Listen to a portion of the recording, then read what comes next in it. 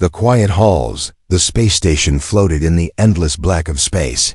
A giant circle of metal and light. Inside, the day shift had ended hours ago, and now the corridors were silent. Only the hum of power systems and the distant echo of machinery filled the air. Zara, an alien cleaner with thin arms and gray-blue skin, pushed her cleaning cart through the long, empty hallway. Her species worked the jobs no one else wanted: scrubbing floors, fixing waste systems, and carrying trash. It was not a life of glory, but it paid for food and a small room on the lower decks. Tonight felt different. Zara had eaten earlier, but something inside her stirred, an unusual hunger. It was not the normal hunger for food. It felt strange, deep, like a craving for something unknown. She tried to ignore it and focused on her work. Her cart rattled as she stopped by a wall vent, checking for dust. She had the night shift alone, which she usually enjoyed. No supervisors, no loud officers walking past, just her, the quiet, and the stars outside the narrow windows. But as she turned a corner, she heard it. A faint sound, almost like breathing. It was soft but steady, coming from the far end of the corridor. She froze. No one should be here at this hour except her. The station's night crew worked in other sections, far away. She slowly pushed her cart forward, the wheels squeaking against the metal floor. The sound grew clearer. It wasn't a machine, and it wasn't a leak. It was alive. Her heart began to beat faster. She followed the sound until she reached a heavy maintenance door. She had passed this door many times before. It was locked, with no sign or label, just a faint red light above it. Now the red light flickered strangely. She leaned closer, her pointed ears twitching. The breathing was definitely coming from behind this door. Zara felt her strange craving grow stronger. It was as if the sound itself was pulling her closer. She touched the panel, but it did not open. She knew she should not try to enter. Station rules were clear. Cleaners were not allowed into restricted areas without permission. But the hunger inside her, it whispered that she had to see what was inside. She took a step back, looking around. The hall was empty. The security cameras in this section were old and often didn't work. She pressed her hand on the panel again. It beeped and stayed locked. She sighed and decided to leave for now as she continued her rounds. She couldn't stop thinking about the breathing, every swish of her mop, every clink of her tools. It was there in her mind. What could be inside? A hidden worker? A prisoner? A dangerous animal? She had heard rumors of secret experiments on the station, things the high officers kept from the public. She had never believed them. Until now. Hours passed slowly. Zara cleaned the dining hall, wiped the railings, and emptied waste bins. But every corridor she walked felt colder. Every shadow seemed to move, and that strange hunger only grew. It felt connected to whatever was behind that door. By the time her shift was almost over, she had made up her mind. She would come back later. When the entire section was deserted, she would find a way to open it. Something told her this night was not like any other night. She did not know why, but she felt that her life was about to change. The forbidden door, the station's artificial night, was at its deepest. Most of the lights in the hallways were dimmed, casting long shadows. Zara moved quietly, her cleaning cart rolling softly over the metal floor. She had timed her route perfectly. Security patrols had just passed the area. If she was going to do this, now was the moment. Her strange craving was stronger than ever. It felt like a pull inside her chest, guiding her back toward the locked maintenance door. She reached it, standing still for a moment, listening. The breathing was still there, faint but steady.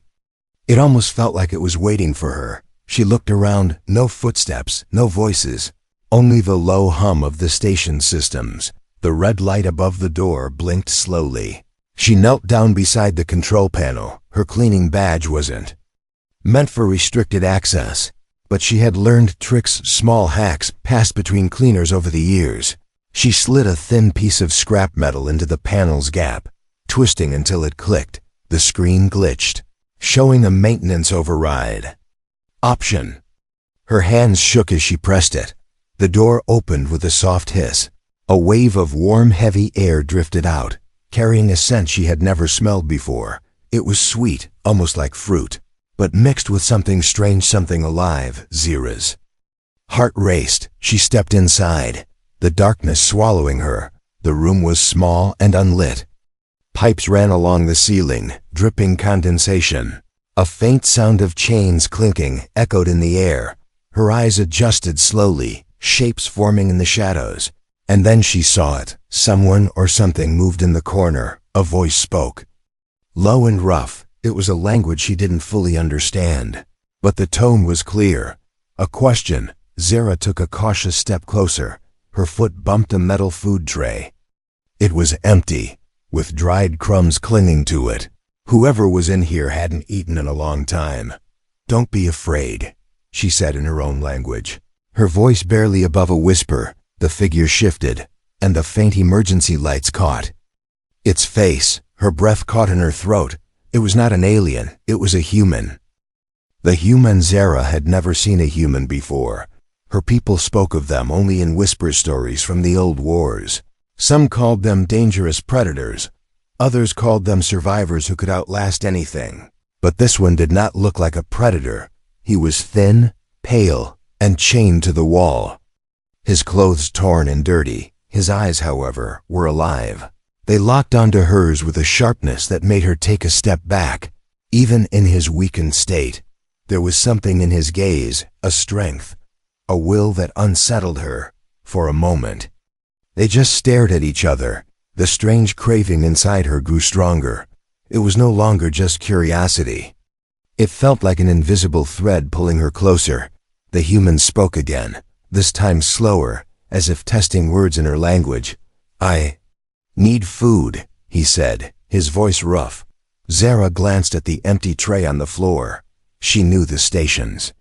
Prisoners were fed rarely, sometimes only to keep them alive. Her chest tightened. She had seen hungry aliens before. But this hunger was different. It carried desperation. And something dangerous underneath. Why? Are you here? She asked quietly. The human's jaw tightened. He didn't answer, just watched her with unblinking eyes. It felt as if he was studying her, deciding if she was friend or enemy. A faint metallic click echoed from the hallway. Zara froze, security doors shifting into lockdown mode. Someone was making rounds. She knew she couldn't be found here. If security saw her with a prisoner, she'd be questioned, maybe worse. The human leaned forward as far as his chains allowed. Help me, he said, his voice low but urgent. Or they'll kill me by morning. Her mind raced. Helping him could mean losing her job, her room, maybe her life. But the craving inside her, the strange pull, was screaming that she couldn't walk away. She looked at the door, then back at him. Something in her heart shifted. She didn't know why, but she wanted to see what would happen if she didn't follow the rules tonight. A dangerous meal. Zara's decision came before her fear could. Stop it. She unlocked the chain on his wrist with a stolen cleaning tool, one of the thin metal rods she kept for jammed panels. The lock clicked open, and the human winced as his stiff arm dropped free. Stay quiet, she whispered, glancing toward the door. He stood slowly, his movements weak but controlled. Even in hunger, he moved like someone trained for survival. She rolled her cleaning cart closer. It was large, piled high with rags, brushes, and waste containers. Get in, she ordered softly. The human hesitated, eyes narrowing. If you want to live, get in, she said again, sharper this time. He climbed in, curling his body under the pile of cloth. She threw a heavy cover over him, leaving only a small gap for air. Pushing the cart out of the room felt like walking on a tightrope. Every shadow seemed to hide a patrol. Every corner felt too loud when the cart's wheels rattled. She forced herself to keep moving at a steady pace. If she looked nervous, security would notice. Finally, she reached an unused storage tunnel deep in the lower decks. It was damp, dimly lit, and smelled of rust. Here, no one came unless they had to. She closed the hatch behind them and pulled the cover off. The human climbed out, stretching his cramped body. His breathing was heavy, his eyes scanning every detail of the tunnel. From a pouch at her side, Zara pulled a small container of nutrient gel. It was the only food she had until morning. She handed it to him without thinking. He opened it and began eating in fast, desperate bites. The sound of his swallowing echoed in the small space. Zara's strange craving burned hotter than ever. It wasn't hunger for the gel, it was something else. Something tied to watching him come alive again. He slowed after a moment, wiping his mouth with the back of his hand. "You saved me," he said quietly. "Not yet," she replied, glancing toward the tunnel entrance. The human's expression hardened. "They will come, and when they do, you have to decide whose side you're on." The pursuit, the silence of the tunnel shattered. A deep, mechanical voice echoed through the station speakers. "Biohazard containment breach, Sector 4 lockdown initiated." Zara's stomach dropped. They had discovered the human's absence. Red lights began to flash in the tunnel, bathing everything in a warning glow. The human stood instantly, his tiredness gone. "Move," he said. His voice sharp now. Zara hesitated, but his tone left no room for questions. He darted toward the far end of the tunnel with surprising speed. She hurried after him, her cleaning boots slipping on the damp metal. The distant hum of drones grew louder, small reconnaissance units, fast, armed, and merciless. Zara had seen them catch smugglers before. They stunned first, then dragged bodies back to the holding cells. The human stopped suddenly, crouching beside a section of wall. He ran his fingers over the panels as if searching for something. Zara was about to ask what he was doing when a sharp click sounded. A hidden hatch slid open, revealing a narrow service shaft. "In," he ordered. Zara ducked inside, the space barely wide enough for them to crawl. The hatch sealed behind them. Just as the whir of drones passed by outside, she could hear the machines pause, scan the area, then continue down the tunnel. Her heart was pounding so hard, she thought the sound might give them away. The shaft was dark and hot, the air heavy with the smell of metal and old oil. They moved on hands and knees, the human leading. Zara noticed that even in the cramped space, he moved like he had done this before. His shoulders brushed the walls, his breathing steady despite the chase. After several minutes, they reached a cross-section. The human paused, listening. "They're searching in patterns," he whispered. "We'll need to stay ahead of them by at least 2 sections." Zara stared at him, realizing this man wasn't just surviving, he was planning. Who exactly was he? And why did the station treat him as something more dangerous than a criminal? The truth. The human stopped at another hatch. He pulled a small device from inside his torn shirt, a flat, black disc no bigger than his palm. It pulsed with a faint blue light. Zara frowned. "What is that?" she asked. He looked at her for a long moment before speaking. "This," he said slowly, "is why they caught me." He turned the disc in his hand, and a small projection flickered above it. It was a moving image data streams, alien symbols, and maps of star systems. Zara recognized the markings instantly. They belonged to the High Command. "What is on it?" she whispered. He leaned closer, his voice almost a growl. "Proof that your rulers have been lying to the galaxy for years." Zara's skin went cold. The human explained in short, sharp sentences. The High Command had hidden the truth about a vast resource-rich planet. They had enslaved an entire species there and kept it secret. Any outsiders who found out were erased quietly, without trial. That's what they planned for me, he said. His eyes were steady, unblinking. "And now you." Zara's throat tightened. She understood what he meant by helping him. She had crossed a line she could never step back over. If security caught them now, they wouldn't just fire her. They'd make sure she disappeared. She looked at the disc again, its soft blue light reflecting in her eyes. The craving inside her twisted. It wasn't just hunger, now it was a burning need to see how far this could go. "You can turn me in," he said quietly. "They might even reward you." He stepped past her, starting toward the next shaft exit. "Or you can help me, and..."